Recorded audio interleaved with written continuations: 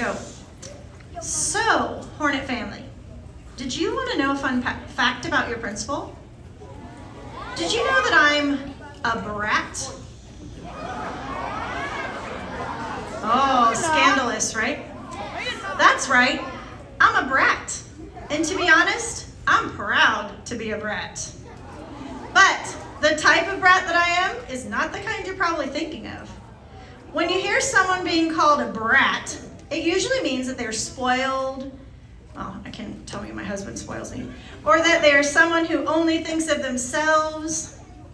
Well, I'm happy to say, I don't think I'm either of those things. And I kind of hope you don't think I am either. But I'm still a brat in my family.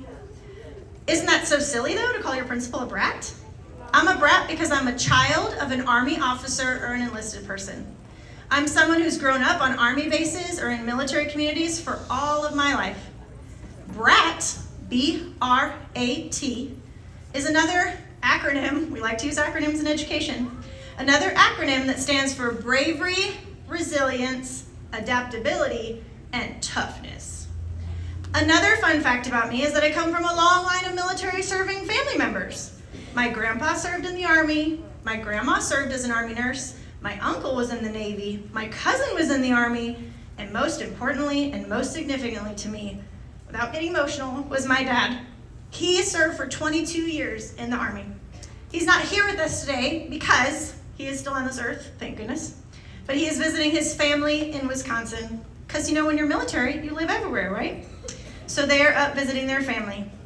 To this day, my dad says that my mom, my brother, and I served too while he was in the Army. He always felt that we all served our country together through our sacrifices of packing up and moving houses every 3 to 4 years. Did you know we also switch churches or buy new cars every 3 to 4 years now? It just happens when you do a change every 3 to 4 years. But in thanks for our service, my mom's, my dad's, my brother's, and mine, my dad bought our school a gift.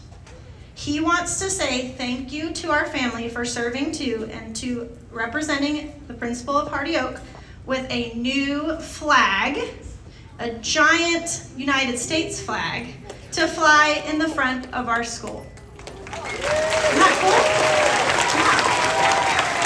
So, will Alice Reed, one of our Hardy Oak safety patrols, come up so I can give you this award to be presented at the front of our school for hopefully years to come or until weather takes it out and we buy a new one. I promise we will take care of it respectfully, and you will love on this flag until we hang it up, right, Alice? I know you will. Thank you, Alice, for taking that for us.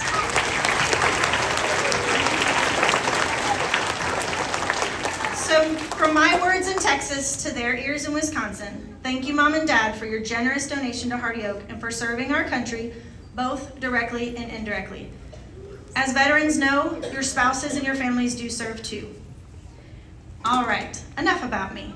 Right now, I'd like to take a moment to celebrate and honor some of our Hardy Oak staff that are also veterans.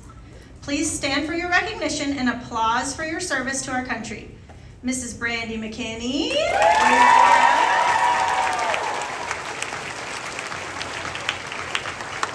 And our newest staff member that we actually just started with us today, Mr. Alan Wilson, wherever you are, sir. I'll bring you back. We also have a sub who is subbing with us today on her Veterans Day, Miss Stephanie Reed, down here on the floor. And just to make sure we don't miss anyone else, are there any other staff members or visitors that work for Northeast or work for Hardy Oak that are veterans? If you do, please stand and wave and we'll cheer you on. We saw a couple maintenance workers coming in. We thought, well, they have Veterans Day stickers. We want to honor them as well. Alrighty, and now I would like to welcome Mrs. Lori Darjalek, our courageous school librarian, to the podium to introduce all of our visiting